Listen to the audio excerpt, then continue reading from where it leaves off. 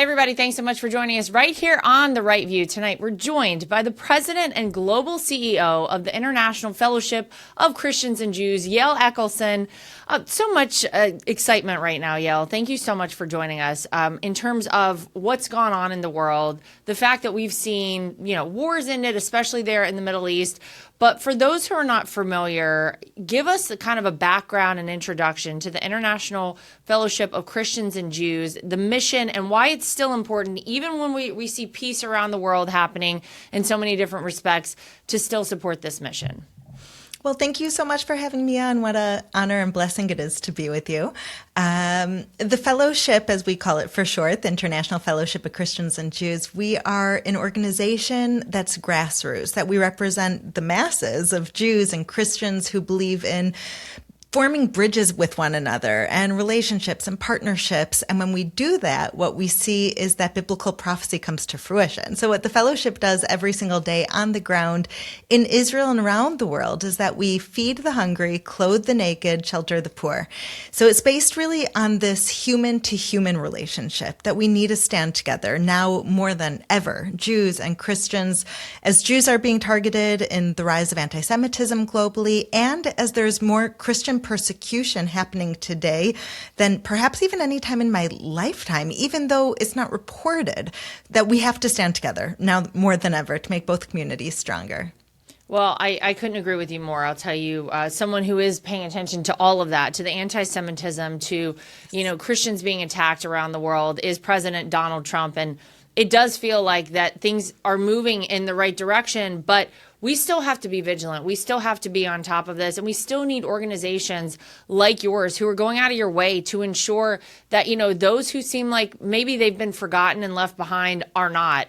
I'm curious in terms of a typical day for you. So you're president and global CEO of, IFCJ. What does a typical day look like for you, especially when you're leading an organization that's this big and this broad reaching? Wow. Well, it is busy. I'm also, thank God, a mother of four and have an incredible husband. So I try to start my day with coffee with them and being present and catching up with them and getting them out the door for school. I have one daughter, my oldest, who's actually in the Israeli army, who's protecting the borders as we speak, and praying over her as well. But everything is also we don't know what's going to happen from day to day, as you can imagine. So on one hand, working and leading the fellowship brings me to places like Ethiopia, where we've brought home the lost tribe of Dan. I was in Gondar, where there's a lost tribe of Jews that the fellowship helped bring home to Israel. I was in Ukraine just a few days before the war broke out, which is almost 4 years ago on February 24th. I was in Ukraine just a few days before, providing food and medicine and mattresses, anything that they would need there in order to withstand those initial days where they didn't have anything after those attacks. It literally kept them alive. I've traveled to Morocco to help the Jewish community there. And here in Israel is where I'm based. And on a day-to-day basis, I travel around distributing meals, going to soup kitchens. During the war after October 7th, I was within 24 hours of having one of our soup kitchens on the northern border of Israel hit by a rocket, a terrorist rocket hit our soup kitchen. And I was there within 24 hours making sure that the thousands of meals that it was producing and the elderly and the children who were waiting for those meals, that we wouldn't have any time that we would be down, that we'd be able to within 24 hours be delivering every single one of the meals from a different location. And so we both have our work plan where we provide over 3 million meals a year to people in need.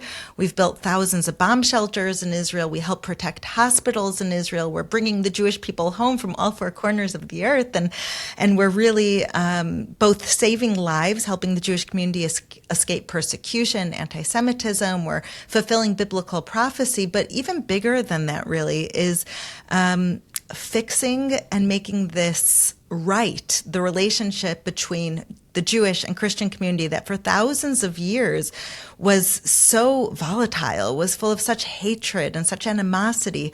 And suddenly what we see now is exactly what the scripture said, Hine ma tovu manaim shevet achim gam yachad.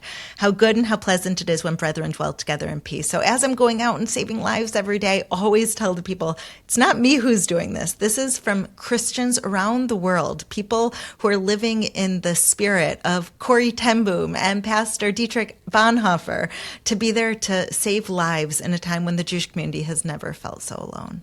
Wow. Well, first of all, it sounds like no 2 days are alike for you. Exactly. It sounds like you're all over the place, Yael. So for us to be able to pin this time down that worked for both of us actually was rather challenging, but I understand why. And I'm glad you pointed out the kind of the history between the Christian and Jewish faiths.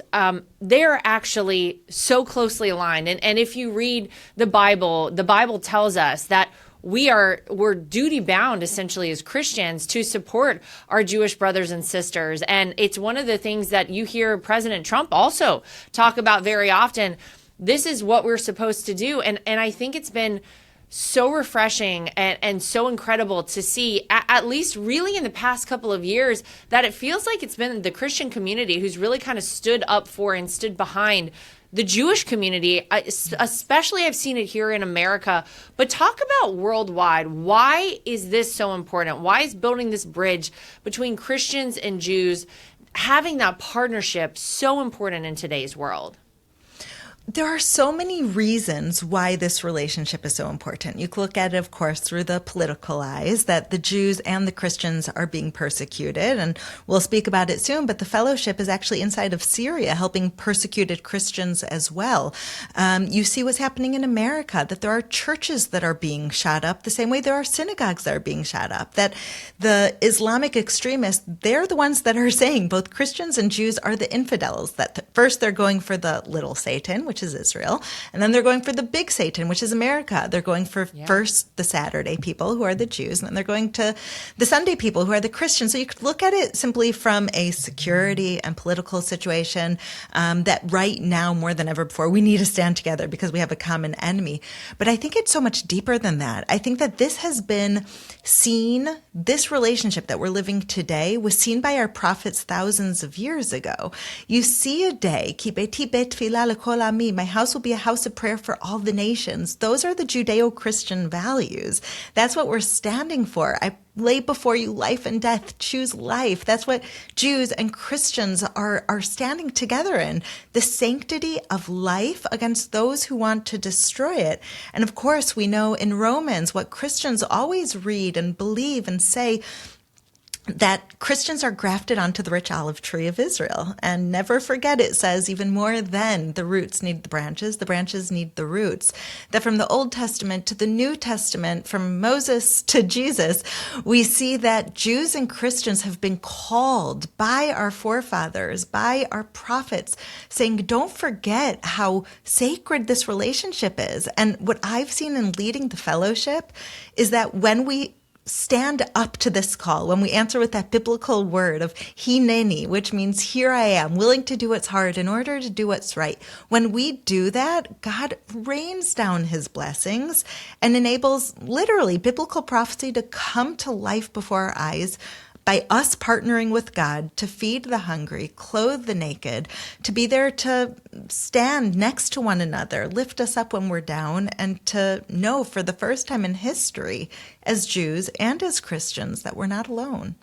It's so well said. Thank you. And I think it's important for people to hear that. I think it's important for people to hear that from both a Jewish perspective and a Christian perspective, to understand how closely our religions truly are bound to one another. We're sort of reliant on one another in so many ways. And I think for a lot of us here in the United States, I think people have heard of IFCJ. I think we've seen, out there are ads that I know that I saw before you and I had the opportunity to ever talk, Yael.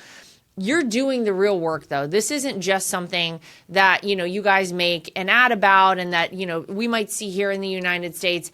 as you laid out a minute ago, you are everywhere. You're all around the world. You just talked about this effort you have right now in Syria. Maybe you can kind of expand on what you have going on there. I understand you've had delivery of ambulances and all sorts of things.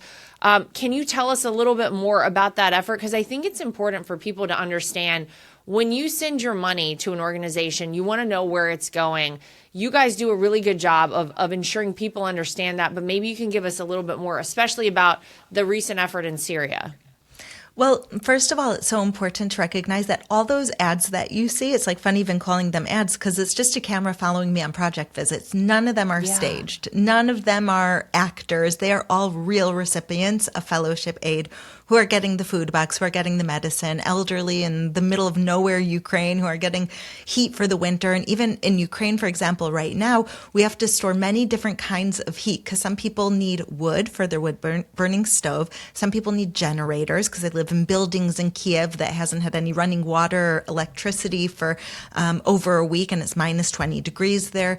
Some people just need blankets because they don't even have a wood burning stove. And so even this simple concept of heat that in the West, okay, just turn on the heater and you'll be able to have that. That is something so foreign when you're in what feels like a third world country when you're in the middle of the villages of Ukraine. So the first thing is whatever you see on those ads and on television and in email, none of those are staged. Those are a camera coming with me to do my work on a day-to-day basis.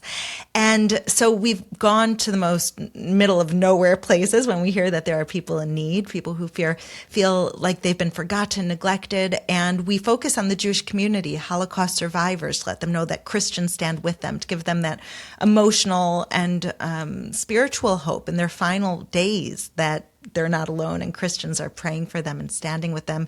And that's why, Lara, when we heard that there are persecuted Christians being targeted, being killed right over Israel's border in Syria, as the fellowship, we said we can't stand by and watch and do nothing. And so immediately, it was ready in January when both the Christian and the Druze community, tradition holds for the Druze community that they come from Jethro from the scriptures. And when we heard that those two communities were being persecuted, targeted, killed, immediately the fellowship went into action. We used all of our connections with the Israeli army and with the Israeli government. We said, we'll provide the aid, you have to just deliver it. And so we got the names and the lists and the places of all the Christian communities that needed help inside of Syria. And we set up 2 medical clinics. We went inside of Syria with the Israeli army and set up 2 medical clinics because they didn't have access to medical care for over 30 miles. And so simple wounds they were dying from because they didn't have antibiotics.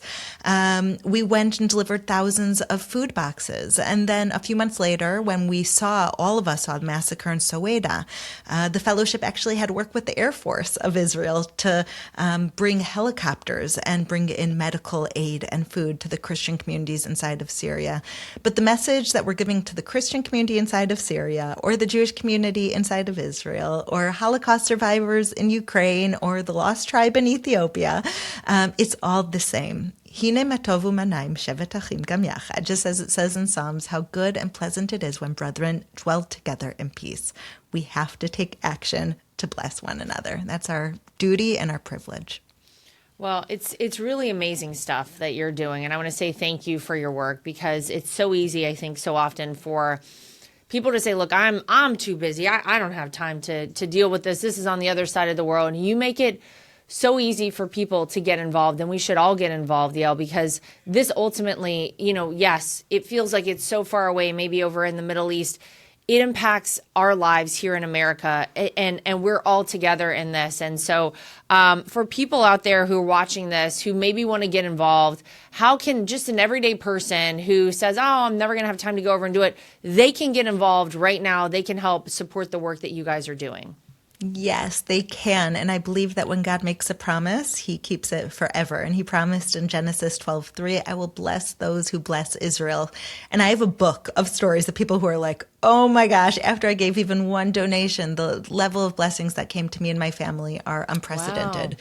So it's inspiring. I think both it's saving lives and it's also helping ourselves to spread this goodness in a full circle of helping others while we're still bringing blessings on ourselves. So someone that wants to get involved right now with the donation even of $20 or $100, everything helps, and all that money goes directly to food boxes for the elderly, for the forgotten, for the persecuted Christians in Syria. Whatever you give goes to these basic needs. So right now, I encourage you to go to IFCJ.org. That's IFCJ.org. And if you want to see day to day, even hour by hour updates of what we're doing on the ground, you can follow me on all the different social media networks, Yael Eckstein. Amazing. Listen, again, great stuff that you're doing.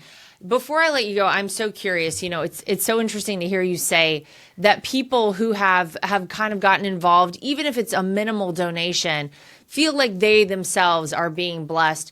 You must have seen some sort of, you must have witnessed yourself miracles and people who you thought you could never bring back from, the brink of something that was so desperate.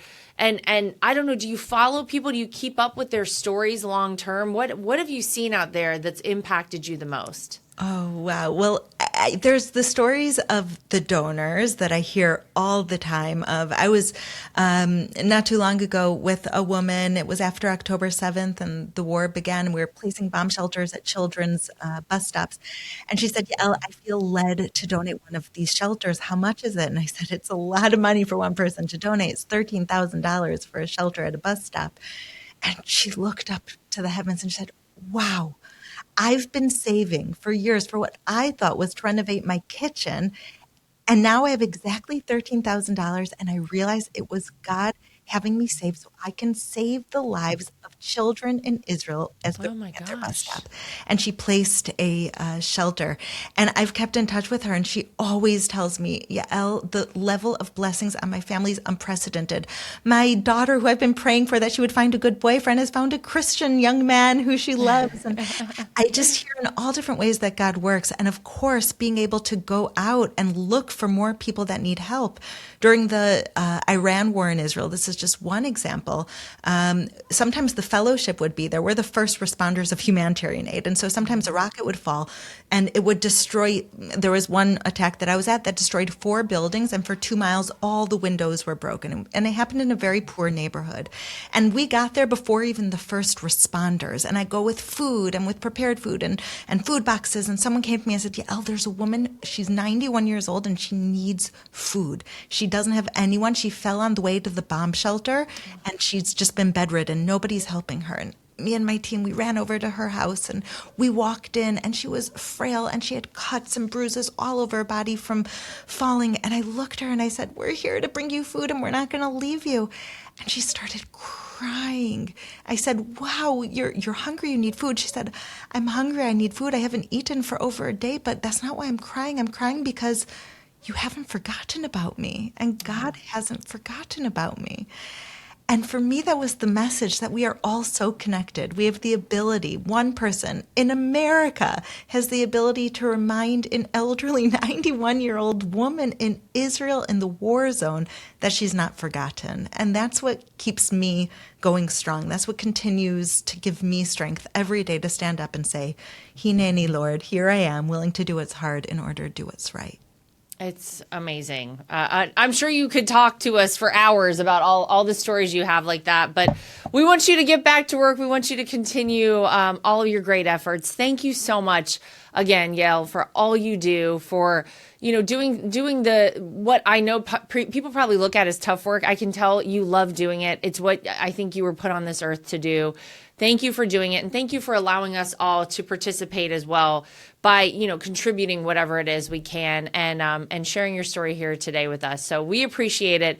Thank you so much, and continue doing that great work out there. You are such a blessing, such a light to this dark world, and I personally am so appreciative to you and your family. So God bless you. Thank you. God bless you as well.